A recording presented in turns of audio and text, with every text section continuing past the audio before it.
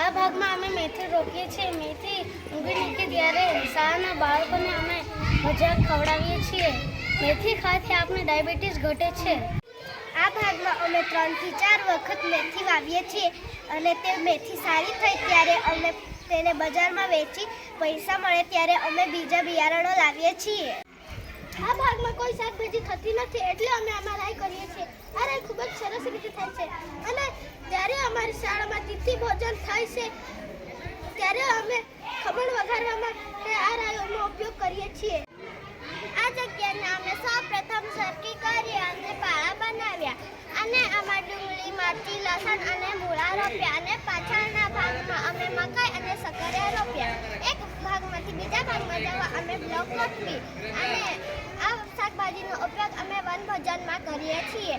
મૂળા ખાવાથી પાચન સુધરે છે અને પાલકની ભાજી ખાવાથી લોહી અને આંખની રોશની વધે છે એટલે પાલકની ભાજી ખાવી જોઈએ.